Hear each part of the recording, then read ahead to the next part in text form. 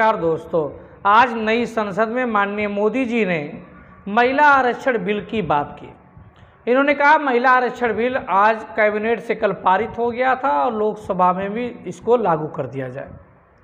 लोकसभा में जब वोटिंग पड़ेगी महिला आरक्षण बिल पे, तो इस पर देखने वाली बात ये होगी कि कांग्रेस का रुख क्या होता है। क्या कांग्रेस इस महिला आरक्षण बिल के समर्थन में बात करेगी, या कांग्रेस भी अन्य क्षेत्रीय पार्टियों की तरह कोटा विद इन कोटा की बात करेगी।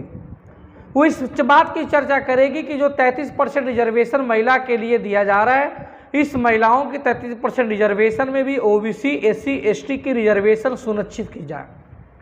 जैसा कि आज लालू जी की पार्टी, तेजस्वी जी की पार्टी, राबड़ी देवी ने ट्विटर पे क्लियर किया कि आप उन वर्गों से तुलना नहीं कर सकते जिन वर्गों की महिलाएं 4 पीढ़ी से शिक्षित हैं। एक तरफ वो भारत का वर्ग है जो अति पिछड़ा समाज है, एससी समाज है, एसटी समाज है, जिसकी महिलाएं अभी पहली पीढ़ी में शिक्षित हो रही हैं। आप इनकी तुलना 4 पीढ़ी पहले से जागृत हो चुके सवर्ण समाज की महिलाओं से नहीं कर सकते।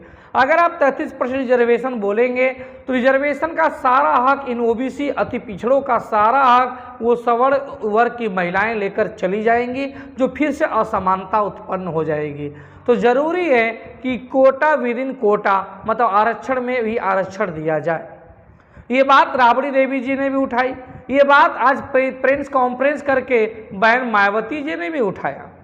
और आगे अगर बात करें तो ये 1996 से चला आ रहा है। 1996 में सबसे पहले महिला आरक्षण बिल की मांग किया था एच.डी. देवगौड़ा साहब ने। उसके बाद गुजराल साहब ने भी उसकी कोशिश की। उसके बाद अटल बिहारी वाजपेयी साहब ने भी कोशिश की।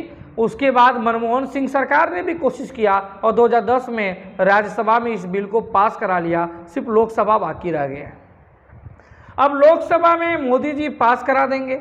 अगर बिना ओबीसी को आरक्षण दिए, ओबीसी महिलाओं को ध्यान में रख के अगर ये पास करा देंगे तो सामाजिक न्याय का ताना बाना, संविधान की मूल भावना, ये सब चौपट हो जाएगी।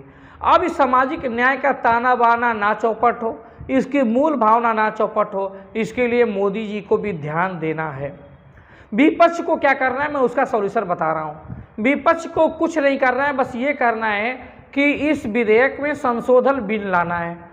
अगर विपक्ष, इंडिया का जो गठबंधन है, अगर संशोधन बिल ला देती है तो संशोधन बिल लाने के लिए उसे कांग्रेस को मनाना पड़ेगा, क्योंकि कांग्रेस की विचारधारा भी भाजपा की तरफ ब्राह्मणवादी विचारधारा है।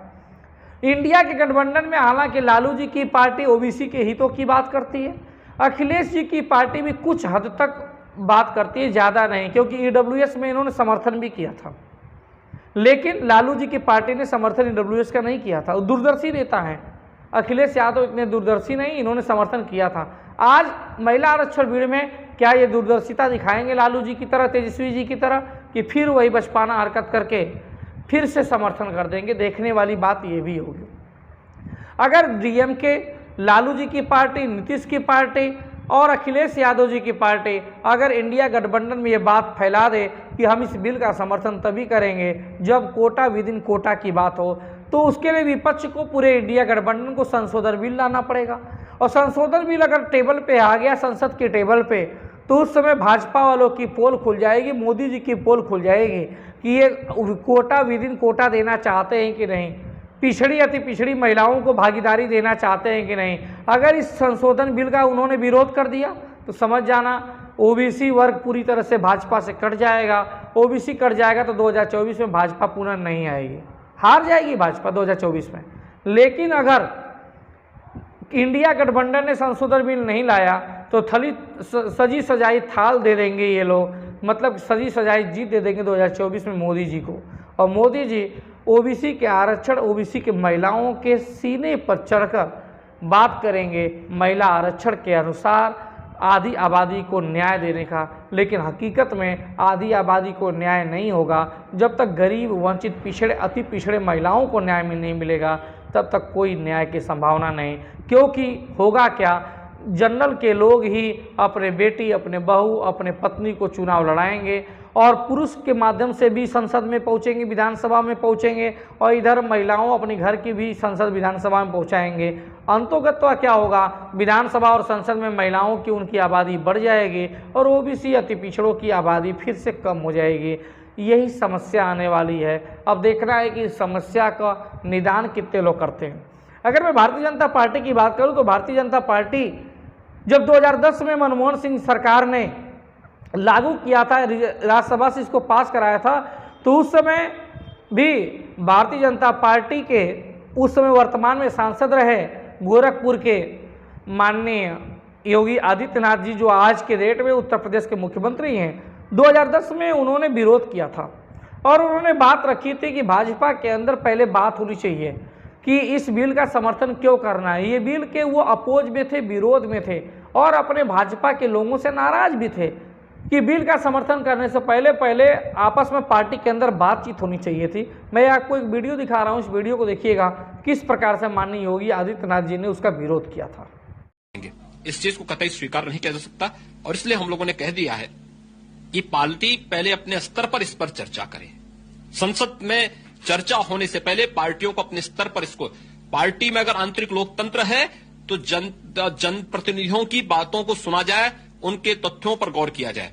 मैं दावे के साथ कह सकता हूं कि जिन स्थितियों में और जिन परिस्थितियों में विधेयक आया है, इस संसद के 99% सदस्य इसके विरोध में हैं।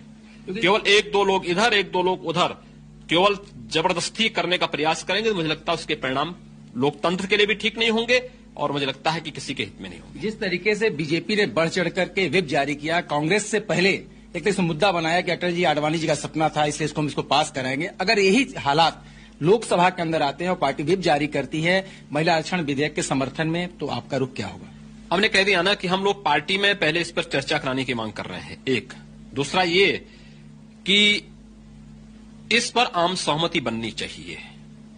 आप क्यों कांग्रेस के पाप को अपने सिर पे लेना चाहते हैं? पार्टी के अंदर इस बात को रखना चाहते हैं।